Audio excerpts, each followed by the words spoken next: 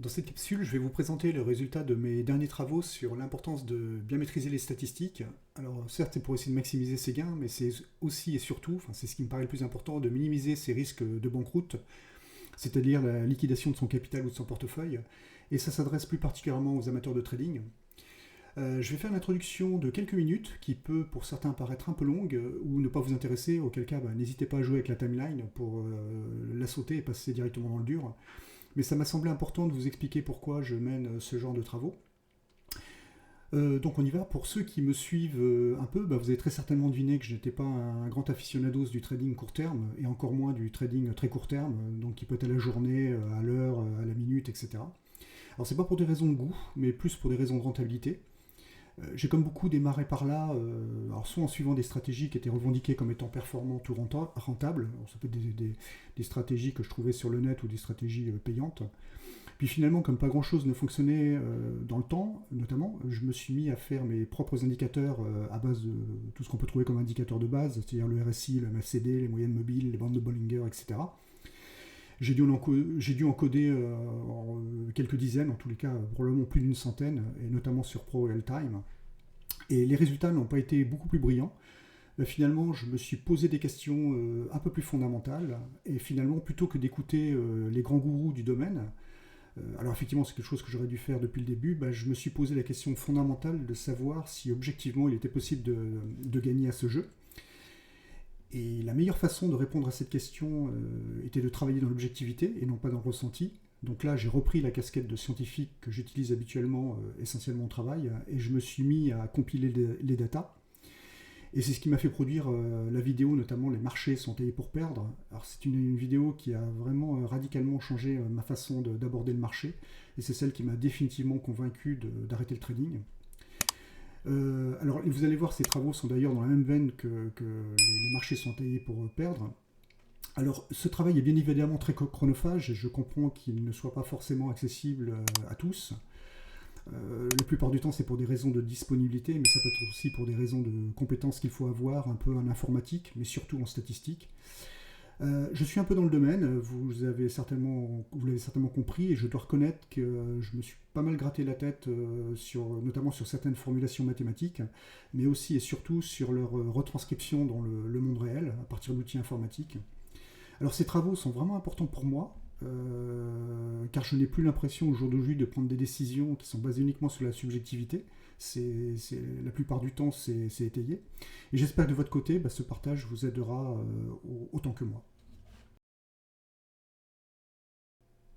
On va démarrer très tranquillement avec ce premier cas. Donc là, il s'agit d'un gain fixe. Donc c'est une progression de type arithmétique, c'est-à-dire soit vous allez additionner une certaine somme à votre compte, soit vous allez retrancher une certaine somme. La probabilité de gain, je l'ai fixée à 0,5, donc ça veut dire que vous avez 50% de chance de succès, autrement dit une chance sur deux. Et donc la probabilité de perte, comme c'est 1, la probabilité à coup sûr que l'événement se produise, moins la probabilité de gain, là également vous avez 0,5, donc une chance sur deux là également. Le gain en cas de victoire, j'ai mis plus 10 euros, la perte en cas d'échec, c'est moins 10 euros. Donc là, on voit clairement qu'on pourrait quasiment s'arrêter là en se disant il n'y a aucun intérêt à jouer à ce jeu-là parce que vous avez une chance sur deux de gagner, une chance sur deux de perdre, et quand vous gagnez 10 euros, et quand vous perdez 10 euros. Donc globalement, c'est un jeu à somme nulle, peut-être même négatif parce que vous avez entre autres aussi les frais de broker.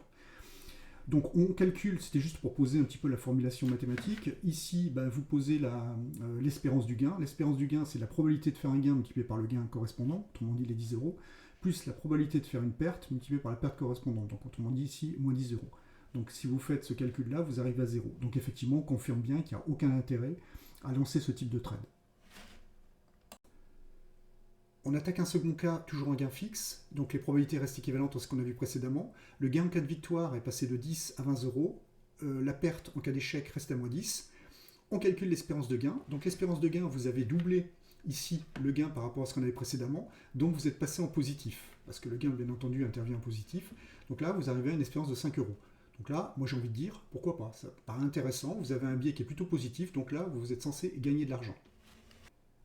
Continuons sur notre logique de gain fixe, où à chaque fois qu'on gagne, on gagne 20 euros, et lorsqu'on perd, on perd 10 euros. Là, je vous ai fait un scénario à 3 itérations, c'est-à-dire 3 trades consécutifs.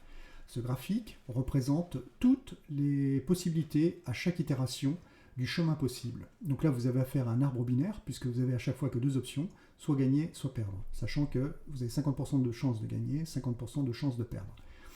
Donc ici, vous avez la moyenne, c'est-à-dire que c'est la somme de ces deux valeurs-là divisées par 2. Donc là, par exemple, vous avez plus 20 moins 10, ça fait 10, divisé par 2, vous êtes à 5, etc. Alors, on va démarrer ici. Donc là, on n'a encore lancé aucun trade, on lance le premier trade. Première hypothèse, on a gagné. Donc là, qu'est-ce qu'on gagne? On gagne 20 €. C'est ce qu'on a défini par hypothèse au tout début. Ensuite, deuxième possibilité, c'est de perdre. Donc là, auquel cas, on va perdre moins 10 €. Ensuite, arrivé à ce point-là, vous avez encore deux possibilités. Soit de gagner, donc là, auquel cas, vous allez faire plus 20 par rapport au plus 20 que vous avez déjà engrangé, donc vous allez monter à 40. Et là, vous allez faire moins 10, donc par rapport au plus 20 que vous avez engrangé, vous allez arriver à plus 10. Si vous étiez ici, là vous étiez déjà à moins 10, vous faites un gain, vous faites plus 20, donc vous arrivez exactement au même endroit. Puisque là, vous avez simplement commuté les opérations. Ok, alors maintenant, mettons-nous dans le cas le plus défavorable. C'est-à-dire que vous allez enchaîner 3 pertes consécutives. Donc là, si vous en enchaînez, première perte, vous perdez 10, deuxième perte, vous perdez encore 10, donc c'est à moins 20. Et là, vous perdez encore 10, c'est-à-dire moins 30. Donc on arrive, le pire des cas, le pire des scénarios, c'est ici, c'est vous allez perdre moins 30 €. Voilà. Alors de l'autre côté, c'est exactement la même chose. C'est-à-dire que là, si vous enchaînez 3 gains, eh ben, vous allez avoir 60 puisque vous gagnez 20 à chaque fois. Voilà. Alors maintenant, on pourrait définir quelle est la probabilité justement de faire une perte totale, puisque c'est ça qui est globalement le plus grave pour votre portefeuille. Eh bien, c'est la probabilité d'emprunter ce chemin-là, puis celui-ci, puis celui-ci. Et donc là, c'est le produit des probabilités. Donc là, vous avez 50%, 50%, 50%. Autrement dit, calculer la probabilité, ça va être 0,5 fois 0,5 fois 0,5. Autrement dit, 0,5 au cube. Donc la probabilité d'atterrir à cet endroit-là, elle est de 12,5%. Et pour le gain, c'est la même chose. Donc vous trouvez 12,5%, puisque là, vous n'avez qu'une seule façon d'aller là-haut. Alors maintenant, justement, regardons complètement sur la droite, quelles sont toutes les options. Quels sont tous les points de ralliement? Alors le premier, il est ici, c'est celui qu'on vient de voir. Vous en avez un deuxième qui est là, un troisième et un quatrième. Maintenant, ce qui est intéressant de voir, c'est quelles sont toutes les possibilités qui nous permettent d'aller en chacun de ces points. La possibilité qui nous permet d'aller ici, il n'y en a qu'une, c'est d'emprunter ce chemin, puis ce chemin, puis ce chemin. Aller ici, il y a 3 options. Première option, c'est d'emprunter, d'avoir 2 pertes consécutives plus un gain. Deuxième option, vous avez une perte, un gain, puis une perte. Et dernière option, vous avez un gain et 2 pertes consécutives. Là, je vous laisse faire l'exercice, et là, bien entendu, vous avez un seul chemin. Ensuite, la question qu'on peut se poser, c'est de savoir quelle est la probabilité de faire un gain. C'est-à-dire, autrement dit, d'être dans cette zone-là du graphe. Puisque là, au-dessus de 0, vous êtes en positif. Eh bien, il suffit de compter le nombre de chemins. Donc là, vous en avez 3 plus 1, ça fait 4. Et ce 4, vous le divisez par l'intégralité des chemins possibles pour aller sur la partie complètement à droite du graphique, c'est-à-dire la troisième itération. Donc là, si vous faites la somme, 1 plus 3, ça fait 4, 4 et 4, 8. Donc la probabilité d'être en positif, c'est 4 sur 8, autrement dit 1 demi, autrement dit 50%. Si on regarde maintenant les résultats, on se dit, finalement, c'est pas trop mal. Alors certes, la probabilité n'est pas terrible, on a une chance sur 2. Par contre, quand on gagne, on a 60 €. Et quand on perd que, entre guillemets, moins 30 €. Donc l'espérance mathématique qu'on avait calculée avant nous racontait bien l'histoire. Maintenant, il y a quand même un point sur lequel il faut porter son attention, c'est ce qui se passe ici. Parce que ça, typiquement, les 3 pertes consécutives, c'est quelque chose qui peut arriver. Et dans ce cas présent, justement, là, au bout de 3 itérations, ça arrive quasiment une fois sur 10. Là, je vous ai mis 30 €, c'est pas grand-chose, 30 €, mais ça pourrait être 300, ça pourrait être 3000, etc. Et si votre portefeuille était à 3000, par exemple, là, vous l'avez liquidé. Et c'est-à-dire que là, vous ne pouvez plus jouer, quoi. C'est-à-dire que là, vous êtes en dehors du jeu. Mais ça, on en reparlera un petit peu plus tard. Mais avant, on va regarder ce qui se passe avec 4, 5 et un petit peu plus d'itérations. Alors justement, passons à la configuration où on fait 4 trades consécutifs. Je ne rentre pas dans la description du graphe, donc on a vu expliquer clairement précédemment comment il fonctionnait. On va simplement se focaliser sur la différence qu'on peut avoir par rapport aux 3 itérations juste avant. Donc en termes de perte totale, on était à moins 30, là pour le coup on passe à moins 40, ce qui est parfaitement logique, puisque le pire des cas précédemment c'était d'avoir 3 pertes consécutives, donc là comme on a une itération de plus, on peut avoir une perte supplémentaire consécutive, auquel cas on a moins 10 de retranché, donc on se retrouve avec moins 40. La probabilité était de 12,5 parce qu'on avait 0,5 à la puissance 3. Là, il se trouve qu'on a une itération de plus, ben, on remultiplie par 0,5, donc on se retrouve avec 0,5 à la puissance 4. Pour le coup, la probabilité est plus faible, elle passe à 6,25, à peu près une chance sur 20. Côté gain, ben, on était à 60, on passe à 80. Là, c'est encore parfaitement logique, puisqu'on a une itération possible supplémentaire, et lorsqu'on est en gain, ben, on fait plus 20. Donc 60 plus 20, on se retrouve à 80 euros. On a la même probabilité que lorsqu'on est en complète perte, ça on l'avait discuté, on en avait parlé un petit peu aussi juste avant. Une chance sur 20 également de faire le gain maximum. Par contre, ce qui est intéressant, c'est cette partie-là, c'est-à-dire la probabilité de faire un gain, autrement dit la probabilité de se situer dans cette zone-là est passée à peu près à 70%. Alors si on voulait faire la comptabilisation rapide de ce qui correspond à ce rapport-là, ben, il suffit de faire la somme des chemins où vous vous retrouvez en positif. Donc là par exemple, là vous avez sur ce point-là, vous avez un gain de 20 euros avec 6 possibilités d'atteindre ce point-là. Ici, gain de 50 euros avec 4 possibilités et gain de 80 avec une possibilité. Donc si vous faites la somme de ces 3 chemins possibles, vous arrivez à 6, 4, 10, 11. Et si vous faites ensuite le ratio de 11 par rapport à la somme totale des chemins, donc là on est à 11, on rajoute 5, ça nous fait 16. 11 divisé par 16, vous vous retrouvez à 68,75%. Donc là les choses deviennent assez intéressantes, mais par contre il faut pouvoir être capable d'accepter un drawdown supplémentaire et qui était à moins 30 précédemment. Et là, on se retrouve à moins 40. Donc pour pouvoir tenir la position jusqu'à cet endroit-là, alors encore une fois, il ne faut pas s'attacher aux chiffres, là c'est pour être moins 400, moins 4000, il faut être capable d'absorber cette perte. 5 trades consécutifs, donc là on va aller un tout petit peu plus vite, donc là on se reprend moins 10 euros, donc ça fait moins 50 par rapport à l'exemple précédent. La probabilité devient plus faible, donc on remultiplie par 0,5, on passe à 3%. Là, on passe à 100 euros pour le gain total, donc plus 20 par rapport à l'exemple précédent. On passe à 3%. Et la probabilité totale de faire un gain, c'est de 81%. C'est-à-dire qu'on augmente de 10% par rapport à ce qu'on a vu précédemment. Donc il faut mémoriser ce côté 10%. Alors là, pareil, le 80%, ben, vous avez compris, hein, c'est la probabilité d'être dans cette zone-là. Donc là, vous faites 10 plus 10, ça fait 20 plus 5, ça fait 25 plus 1, ça fait 26. Et le 26 est à diviser avec le 32, qui est en fait le total de tous les chemins possibles pour arriver sur la partie droite. Et sur la partie droite, vous avez 3 et 3, 6, vous avez 6 positions discrètes. Donc là, on voit bien que le gain moyen augmente avec le nombre de trades, qui est plutôt sympathique, et la probabilité de faire le gain, ce fameux gain augmente tout autant. Là, pareil, pour obtenir le drawdown, il faut pouvoir maintenant aller jusqu'à moins 50 euros. On continue, 10 itérations, mais rassurez-vous, je vais m'arrêter là. Je vous refais pas le speech. Ce qui est intéressant de voir, c'est que la probabilité du coup est descendue à 1 pour 1000. C'est-à-dire que vous avez une chance sur 1000 de faire 10 trades consécutifs perdants. Et bien évidemment, vous avez une chance sur 1000 également de les faire gagnants. Mais globalement, ce qu'il faut voir, c'est que votre probabilité maintenant est passée à 82,81%, toujours pareil, hein, c'est la somme des chemins divisée par la somme totale des chemins, la somme des chemins au-dessus de 0 divisée par la somme totale des chemins. Et là, ce qu'on s'aperçoit, c'est qu'on a gagné juste 1 et quelques pourcents par rapport à l'exemple précédent. Alors attendez, si on regarde l'exemple précédent, on était à 81, donc là on passe à 82. Donc on voit maintenant que ça commence à plafonner, on est en train d'être asymptotique, là, une horizontale. Voilà, mais malgré tout, c'est des probabilités de gain qui sont tout à fait intéressantes. Donc là, ça va être un tout petit peu plus compliqué parce qu'on va passer sur ce que j'appelle le gain proportionnel. Alors précédemment, ce qu'on a vu, c'est que le gain était additif ou soustractif, donc on était dans des lois plutôt arithmétiques. Là maintenant, ça va être des notions de proportionnalité par rapport à la mise. Donc je m'explique à travers cet exemple. On a considéré les mêmes probabilités de gain et de perte, c'est-à-dire qu'on a considéré qu'on était à 50%. On estime qu'on n'est pas plus malin que les autres, et notamment pas plus malin que le marché. Donc on se met une chance sur 2. La mise de départ, c'est juste indicatif, on a pris 100 euros. Le gain en cas de victoire, on a considéré qu'il allait de plus 80% de la mise. Et la perte en cas d'échec serait de moins 50%.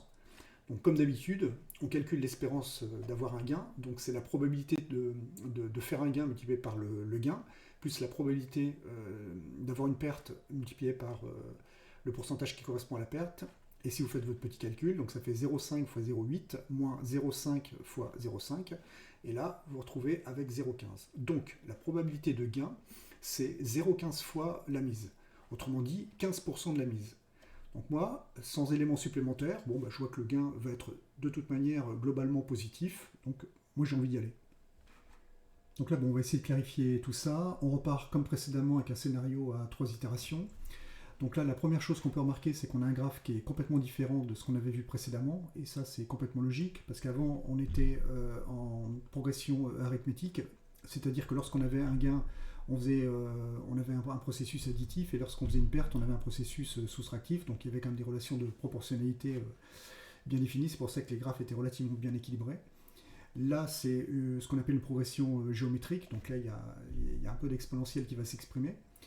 Donc pour prendre un exemple concret, si par exemple on prend la situation qui correspond au meilleur cas, donc là imaginons que vous injectiez une somme de 100 euros comme précédemment, donc là vous êtes toujours aux deux probabilités de faire une perte ou un gain. Lorsque vous faites un gain, ce qui va se passer c'est que vous avez récupéré votre mise initiale plus 80% de cette mise, autrement dit vous allez multiplier par 1,8, donc là vous allez passer de 100 à 180 euros. Et là, si vous faites 3 gains consécutifs, donc vous allez retrouver au maximum de gains qu'on peut obtenir sur 3 itérations, autrement dit 483,2 et non pas 583, parce que là, il y a la mise initiale qui est injectée à l'intérieur. Et donc, le gain total sera de 100 multiplié par 1,8 à la puissance 3. Donc là, on voit que la progression peut être extrêmement rapide, et ça, c'est bien entendu sous réserve que l'argument soit supérieur à 1, et ce qui est le cas ici, c'est ce qui vous amène à cette somme-là. Ensuite, si on regarde la probabilité, c'est la même chose que ce qu'on a vu précédemment. La probabilité d'être dans la même direction sur 3 tirs consécutifs, c'est 0,5, donc 50% à la puissance 3, donc ce qui nous fait une probabilité de 12,5%. Voilà. Alors ensuite, si on regarde le côté qui est le moins intéressant, c'est celui qui est le plus dangereux, là, c'est lorsqu'on a 3 pertes d'affilée, qu'est-ce qui se passe? Donc là, pareil, vous partez avec vos 100 euros, vous faites une première perte, lorsque vous perdez 50% de la somme initiale, donc de 100 euros, vous passez à 50. Si vous faites également, là encore, une perte, vous allez passer de 50 à 25, vous allez diviser la somme précédente par 2. Et ensuite, si vous faites encore une perte, vous allez passer de 25 à 12,5. Et c'est ce que vous voyez là. Donc on voit le côté très rapide de la croissance et de la décroissance lorsque vous travaillez avec des exponentielles. Alors maintenant, si on fait le même travail que ce qu'on avait fait précédemment, qu'on calcule la probabilité de faire un gain, alors je vous rappelle que la probabilité de faire un gain dans ce cas-là, c'est la probabilité d'être supérieur à 100 euros. Juste au passage, donc ici là on a la moyenne, donc là on voit que la moyenne est croissante, et là on voit que la médiane qui sépare la population en deux a plutôt tendance à être décroissante. Mais on verra un petit peu plus clair ça par la suite. Donc là, si vous faites votre calcul de probabilité, vous regardez ce qui est au-dessus de 100. Donc là, je vois que j'ai un chemin plus 3 chemins, donc ça nous fait 4 chemins. J'en ai 4 en dessous. Donc si je fais le rapport des 4 par les 4 plus 4, c'est-à-dire par les 8, vous êtes bien à 50% de probabilité de faire un gain. Donc quand on regarde ça avec un peu de subjectivité et en saupoudrant un peu de biais de confirmation, on peut se dire ouais, bon, ça paraît quand même assez sympathique parce que là j'ai une progression quand même du gain moyen, donc j'ai le sentiment que sur les itérations supérieures ça va plutôt aller en ma faveur. Ici quand je regarde, j'injecte 100, je récupère presque 5 fois ma mise, c'est plutôt pas mal, avec une probabilité de 12,5%, mais ce qu'il ne faut pas oublier non plus, c'est que, là si vous prenez un petit peu d'objectivité, c'est que le revers de la médaille, c'est que vous pouvez aussi ramener votre capital de 100 euros à 12,5 euros, pardon, et remonter de 12,5 à 100, on va dire 10 par exemple, de 10 à 100 il faut faire x10, donc il faut faire 1000%. Et ça c'est pas forcément très facile à faire, quel que soit le marché sur lequel vous tradez. Alors, juste avant d'en finir avec le scénario à 3 itérations, je vous montre ce graphique, parce que c'est de cette manière-là que seront représentés les graphiques suivants. Ici, ce que j'ai simplement fait, c'est la même chose que ce que vous avez précédemment, mais ici, j'ai appliqué une compression logarithmique. Alors ça, c'est des choses que certainement beaucoup d'entre vous connaissent. C'est une manière de rendre facilement lisible une progression géométrique, et notamment une progression qui fait appel à des exponentielles. On continue notre voyage avec le scénario à 4 trades consécutifs. Ici, la probabilité d'avoir les extrêmes est passée de 12,5 à 6,25, ce qui est logique. Vous avez divisé par 2 parce que vous êtes passé de puissance 3 à puissance 4. Le gain maximum est de 1000 euros, c'est-à-dire que vous êtes capable de faire 10 fois votre mise, mais vous êtes aussi quasiment capable de diviser par 20 votre mise initiale. La probabilité de faire un gain est de 31,25%. Alors si vous faites 4 et 1, ça fait 5. Là, vous avez 5 chemins possibles pour être supérieur à 100 euros. Et le nombre de chemins total, là c'est 5 plus 5, c'est 10, 16. Donc si vous faites le rapport de 5 par 16, vous vous retrouvez avec une probabilité de faire un gain de 31,25%. On continue avec le scénario à 5 itérations. Donc là, je ne vais pas tout décrire ce qu'on vient de voir, je vous laisserai consulter. La seule chose sur laquelle je voudrais que vous attirez votre attention, c'est la probabilité. Regardez, elle est à 50%. Et si vous regardez juste avant, elle était de 31,25. Si vous regardez encore avant, elle était de 50. Donc on passe de 50 à 31 et on repasse encore à 50. Donc ça, c'est effectivement quelque chose qui interpelle. Et en fait, c'est lié tout simplement au fait que ce n'est pas une fonction continue, c'est une fonction discrète. Et en fait, ce résultat-là dépend de la position des nœuds terminaux. Donc les nœuds là, qui sont situés en position 5. Donc là, si vous regardez où est-ce qu'ils sont situés, et que vous regardez précédemment, vous voyez là, il suffit que celui-ci passe au-dessus ou au-dessous, et ça va complètement changer la probabilité. Et là, on n'est pas très loin. Voilà. Alors, on continue. On passe à 10 itérations. Donc là, regardez, on passe à 37,7%. Alors, à brut pour point, la première remarque qu'on peut faire, c'est que la probabilité de faire un gain semble évoluer de manière un peu chaotique. Donc là, on a du 31, on a du 50, on a du 37. Bon, on verra un petit peu juste après là, comment évolue exactement cette courbe. Ensuite, en seconde remarque, ce qu'on peut noter, c'est que la moyenne, elle, a l'air d'évoluer en territoire positif par rapport à la mise de départ. Donc ça semble assez contradictoire avec ce qu'on voit là. C'est-à-dire que là, on a quand même le sentiment que le gain, au fil des itérations, a plutôt tendance à plonger. Et l'autre remarque qu'on peut faire, c'est la médiane. Alors la médiane, elle, pour le coup, semble être assez en accord avec ce qui se passe au niveau du gain. Alors, je rappelle que la médiane, elle sépare la population en deux. Et ce qui est intéressant de visualiser, c'est que sur l'itération numéro 10, la médiane vient taper un point qui est assez stratégique. Donc, c'est un point qui est à 59 euros, donc en dessous des 100 euros. Et surtout, ce point-là, il embarque 252 chemins. Donc, ça veut dire que c'est un très gros contributeur au niveau du calcul de la probabilité de gain. Et c'est ce qui explique en fait qu'on a un gain à 37,7%. Alors ça n'explique pas pour autant pourquoi la moyenne évolue autant en territoire positif. Alors maintenant, si on fait le bilan de ce qui se passe sur la dernière itération, donc si vous regardez la partie inférieure, vous apercevez que vous avez des pondérations qui sont relativement faibles, 0,10, 0,35, 1,27, etc. Donc on sent que ce qui va faire évoluer la moyenne, c'est pas la somme de ce qui va se passer là, parce que je rappelle que la moyenne, ça va être la somme de tout ce qui se passe sur chacun des nœuds, pondéré par le nombre de chemins qui correspond à chacun des nœuds et divisé par le nombre de chemins total. Ce qu'on remarque, c'est que les plus gros contributeurs sont situés ici, et de ce côté-là, vous n'avez pas de limite. C'est-à-dire que là, vous réagissez en suivant une loi exponentielle, donc là, vous montez très très haut. Et c'est ce qui fait que globalement, la moyenne va être tirée vers le haut. Donc là, la remarque qu'on peut faire, c'est que en fait, la moyenne ne raconte pas toute l'histoire. Vous avez beau avoir une moyenne qui progresse, c'est pas pour autant que ça vous garantit d'avoir des gains en bout de course au fil des itérations, et ça vous garantit pas non plus d'augmenter votre probabilité de gain. Donc là, je vous avais dit que je vous présenterais la probabilité de gain en fonction des itérations, et c'est exactement ce que représente ce graphique. Donc là, c'est votre probabilité pour une itération particulière. Donc on retrouve bien le côté chaotique qu'on avait pressenti à travers les scénarios qu'on vient de décrire. Donc le premier scénario qu'on a décrit, c'est le scénario à 3 itérations. Donc là, on a fait 50%, ensuite on est passé à 4 itérations, on retrouve le 31,25%, 5 itérations, on remonte à 50%, ensuite on est passé directement à 10, c'est l'exemple juste avant, on était à 37,7%. Et alors là ce qui est remarquable, c'est qu'en fait, au bout du 11-12e, on a un écroulement de cette espèce de dent de scie, donc la dent de scie descend d'un étage. Pareil, on continue, ensuite on arrive au bout des 24-25, on a également un écroulement de cette configuration dent de scie. Alors pour les amateurs de chartistes que je ne suis pas, là on a l'impression de voir un peu des drapeaux ascendants. Alors j'imagine que la comparaison s'arrête là, mais ça vaudrait peut-être le coup de creuser. En termes de... Alors j'ai pas pu aller plus loin parce que vous allez tout de suite comprendre pourquoi. Parce qu'en fait, le nombre de chemins possibles évolue avec la puissance du nombre d'itérations. Donc là, lorsque vous êtes en 35, le nombre de chemins possibles, c'est 2 la puissance 35. Si vous faites le calcul, vous verrez, ça représente plus de 34 milliards. Donc autant dans cette zone-là, c'est des choses que vous pouvez faire sur Excel, c'est ce que j'ai fait d'ailleurs. Ensuite ici, je suis passé en Python pour monter à peu près jusque-là. Donc là, en termes de temps de calcul, ça restait malgré tout raisonnable. Ça m'a permis également de vérifier que je ne me trompais pas dans mes calculs. Et lorsque vous allez dans ces zones-là, là, vous avez vraiment énormément de calculs à faire. Là, je suis passé en langage compilé, donc en C. Et là, j'ai dû m'arrêter parce que ça commençait à prendre vraiment beaucoup de temps avec la machine que j'ai actuellement. Donc voilà, donc ce qu'on voit quand même globalement, c'est que vous avez une décroissance du gain au fil des itérations.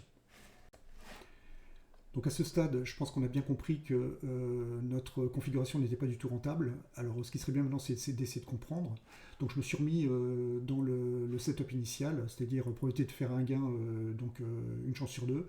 Si on a un gain, on fait plus 80%, si on a une perte, on fait moins 50%. Donc on va démarrer avec des configurations très simples. Donc on fait une perte suivie d'un gain. Donc si on fait une perte, on va avoir 1 moins la moitié de la mise initiale. Donc ça va diviser par 2 là, 1 moins 0,5. Et si on est suivi d'un gain, on va multiplier par 1 plus 0,8, donc les 80% d'ici. Donc on se retrouve avec un coefficient à 0,9. On peut imaginer la situation inverse. Vous faites d'abord un gain, puis ensuite une perte. Mais on va obtenir exactement le même résultat parce qu'en fait la multiplication est commutative. Et alors maintenant, si on fait ça au long cours, donc on multiplie les itérations. Si on a n pertes et n gains, et bien finalement le coefficient multiplicateur ça va être 1 moins 0,5 à la puissance n fois 1 plus 0,8 à la puissance m. Alors comme on a une probabilité de 0,5%, et bien si on fait beaucoup d'itérations, globalement on va se retrouver avec petit n qui va être égal à m, donc je vais garder que le petit n. Finalement le coefficient en bout de course, le coefficient multiplicateur, ça va être 1 moins 0,5 fois 1 plus 0,8 à la puissance 2n. Et ensuite, si on pousse n vers l'infini, c'est-à-dire que si on pousse le nombre d'itérations vers l'infini, qu'est-ce qui va se passer? Là, vous avez l'exponentielle de quelque chose qui est plus petit que 1, eh bien vous allez tendre vers 0. Voilà, il manque une parenthèse en trop. Alors maintenant, on va se mettre dans une autre configuration, deuxième cas. C'est exactement la même probabilité. Par contre, vous diminuez la perte. Au lieu d'être 50%, vous passez à 40%. Donc, si vous avez une perte suivie d'un gain, finalement, vous allez vous retrouver à 1 moins 0,4 fois 1 plus 0,8, autrement dit 1,08. Et là, si vous poussez n à l'infini, alors là, vous ne convergez pas vers 0, mais vous tendez vers l'infini. On peut jeter un coup d'œil rapide de ce qui va se passer dans ce contexte-là, c'est-à-dire avec une perte à 40% au lieu de 50%, toutes choses étant égales par ailleurs. Donc ici, c'est la simulation de l'arbre de toutes les combinaisons possibles. Donc ce qu'on constate, c'est que la probabilité a augmenté. Donc on est à 62,30% pour 10 itérations, ce qui correspond exactement à l'exemple qu'on avait vu précédemment. Et si on regarde la médiane, qui est véritablement discriminante, ce qu'on voit, c'est que le dernier nœud sur lequel elle pointe, c'est un nœud qui est en territoire positif, parce que là vous êtes à 146 euros. Alors c'est pas ce que vous avez gagné que 46,96 euros, parce que la mise de départ était de 100 euros. Par contre, ce qui est intéressant, c'est que si vous regardez ici, vous embarquez 252 chemins. Et le 252 chemins va être comptabilisé comme étant dans le territoire positif, donc c'est ce qui va contribuer à faire augmenter la probabilité. C'est pour ça qu'elle est passée à 62,30. Alors, bien évidemment, il faut avoir au niveau du portefeuille de quoi supporter le drawdown, et ça rejoint des notions de money management sur lesquelles j'ai largement insisté dans le cadre de ma vidéo sur les marchés sont taillés pour perdre. Donc à ce stade de l'exposé, la question parfaitement légitime qu'on a le droit de se poser, c'est de savoir si on ne peut pas essayer d'optimiser tout ça. Donc, et une suggestion qu'on pourrait faire, c'est de se dire, plutôt que de miser à chaque fois l'intégralité de la somme allouée pour ce type de trading, on pourrait imaginer ne miser qu'une fraction de cette somme. Alors là, je me suis mis dans le tout premier contexte qu'on a vu qui n'était pas rentable, et effectivement, j'ai multiplié par F l'endroit où on fera nos gains ou nos pertes, ce qui correspond à miser qu'une fraction de son capital de départ. Et ici, dans cette configuration-là, vous avez ici une situation à gain et une situation à perte. Et quand on est dans une probabilité de 50%, eh bien, il suffit de monter ce produit à la puissance n et vous allez déterminer le gain que vous aurez au bout de n itérations. Donc, pour essayer de maximiser notre gain, le but c'est d'avoir ici une fonction qui soit la plus haute possible, d'avoir un niveau suivant les y qui soit le plus haut possible. Donc j'ai tracé cette courbe pour un f qui correspond à 0, donc 0 ça veut dire que vous injectez rien dans le système, donc 0 bah là vous ferez aucun gain, aucune perte, etc. Et j'ai augmenté f au fur et à mesure. Alors juste pour relier un petit peu avec tout ce qui a été vu précédemment, nous on avait un coefficient f ici qui était égal à 1. Donc si vous regardez ici avec un coefficient égal à 1, vous avez ici un produit qui est inférieur à 1. Donc si vous montez cette quantité-là à une puissance croissante, eh bien vous allez converger vers 0. Là, ce qu'on s'aperçoit, c'est qu'en fait, si on ne veut pas perdre d'argent, le coefficient maximum qu'on peut s'autoriser dans cette configuration-là, c'est-à-dire 80% de gain et 50% de perte, eh bien c'est maximum 0,75.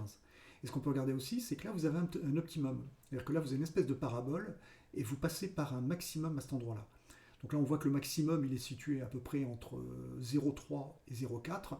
Donc il semblerait que ce soit à cet endroit-là que dans cette configuration-là, comme on a vu tout au début, je rappelle, qui était perdante, si on ajuste le facteur multiplicateur de notre mise de départ, eh bien on a un optimum qui se situe entre 0,3 et 0,4. Par contre, là, si on continue à monter, là, on a vu qu'on n'était pas rentable, et effectivement, là, si on met du levier, on est de moins en moins rentable, et ça va très très vite. Alors, vérifions ça directement par simulation. On va faire ça directement sur Python, en live. Donc là, voilà, là, j'ai mes facteurs multiplicateurs. Donc là, vous avez le 1 plus f fois 0,8, 1 moins f fois 0,5, etc. La probabilité de gagner est de 0,5. Donc là, on va laisser 1. Donc ça, c'était la configuration qui était considérée comme perdante. On va regarder si c'est toujours vrai. Donc là, je lance la simulation. Hop. Voilà. Et je vous montre le résultat. Donc là, on voit bien, regardez, la médiane, elle est en dessous. La probabilité, elle est de 37,7%. Donc maintenant, ce qu'on a vu, c'est que pour optimiser, ce qu'il fallait, c'est être entre 0,3 et 0,4. Bon, on va se mettre à 0,35 par exemple. Voilà. Et on relance la simulation. Hop. Ça tombe sur notre écran, je vous la ramène. Voilà. Et qu'est-ce qu'on s'aperçoit? Oh, magie.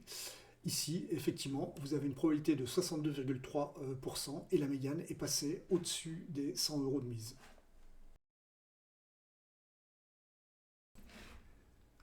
Donc à partir de là, on a le sentiment de commencer à bien avancer parce qu'on a vu qu'on pouvait jouer sur le fractionnement de la mise pour optimiser ses performances.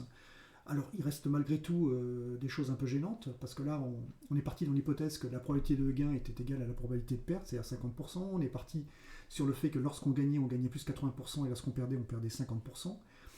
Maintenant, ce qu'on aimerait bien, c'est d'avoir une formule qui nous donne la valeur de f lorsque tout le reste est considéré comme paramétrable. Donc c'est ce qu'on va voir maintenant. Alors, comme tout le reste est devenu paramétrable, je ne peux plus mettre du statique, donc il va falloir remplacer les valeurs qui étaient statiques en lettres.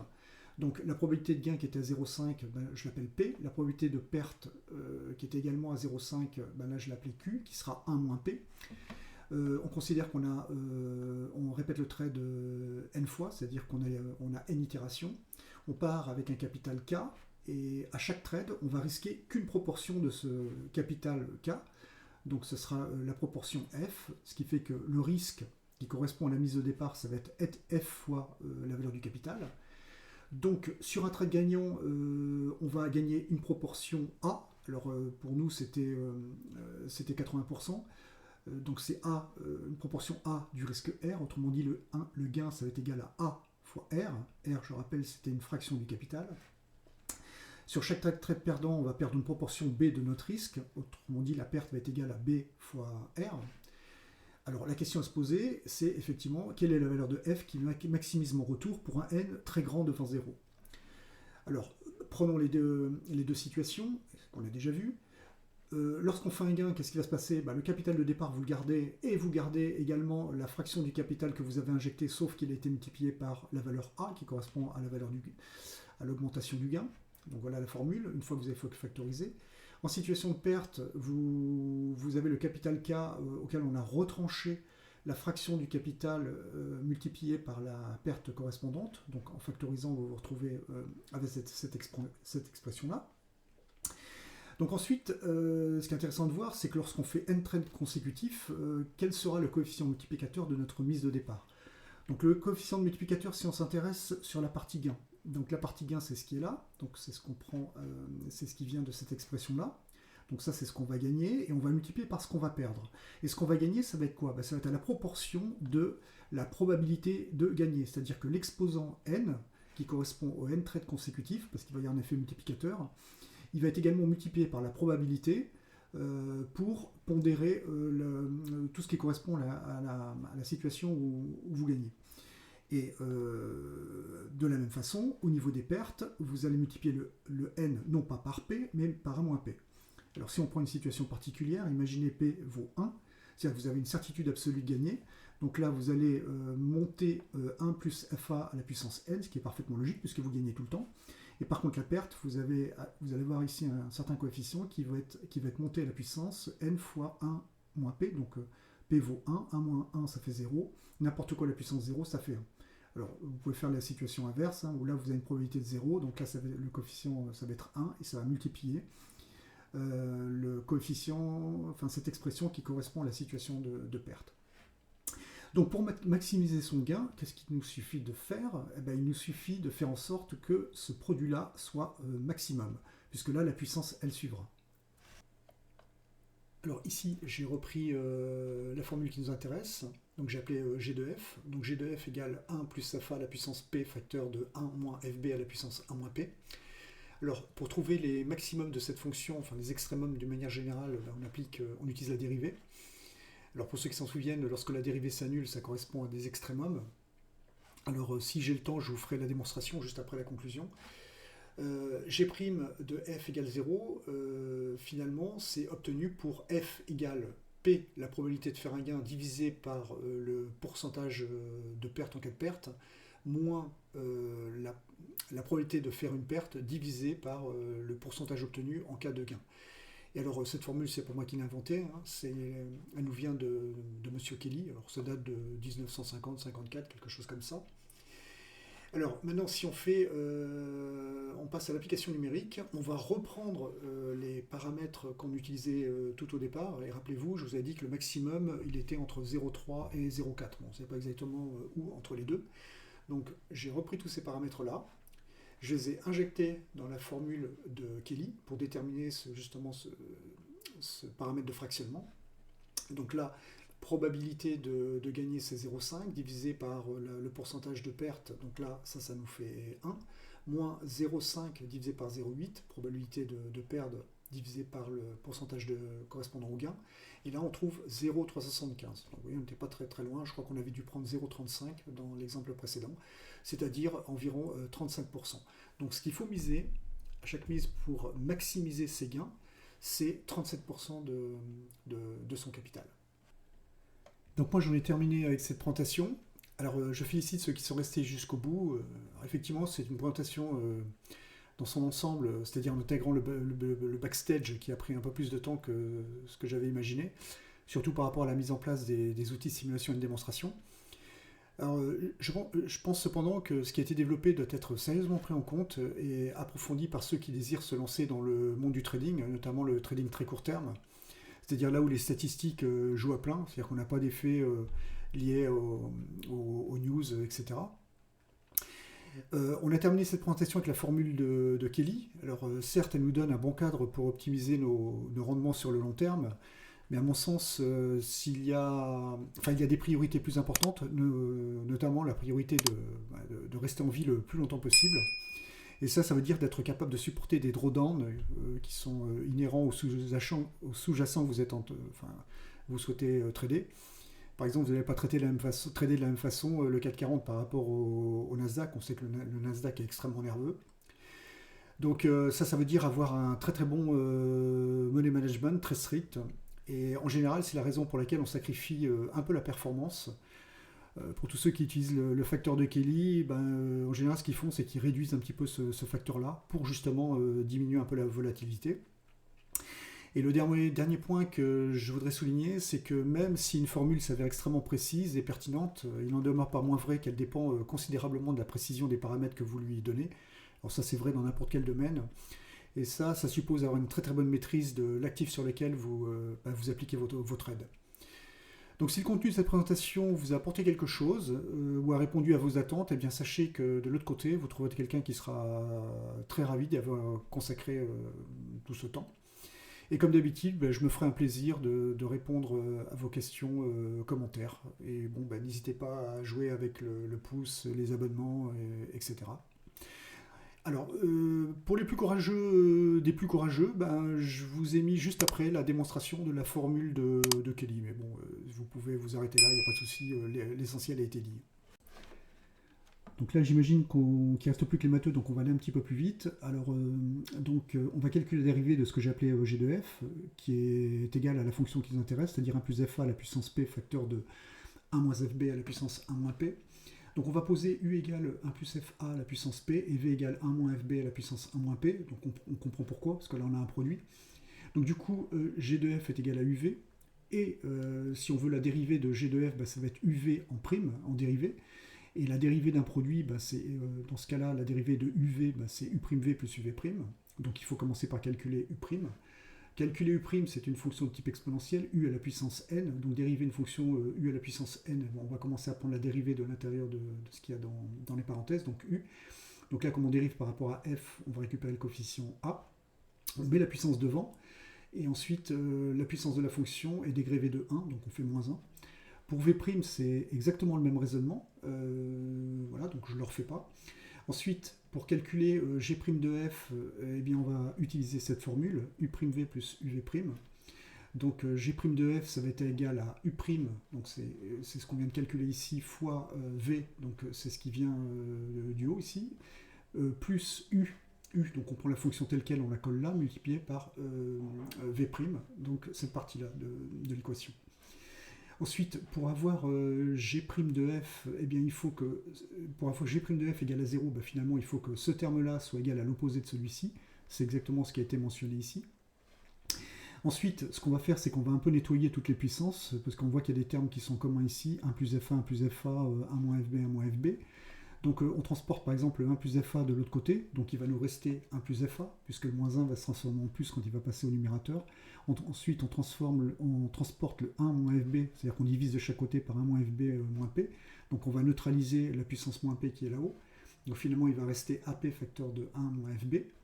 Ensuite on développe, donc là ap fois 1 ça fait ap fois moins fb, donc on se retrouve avec moins f abp.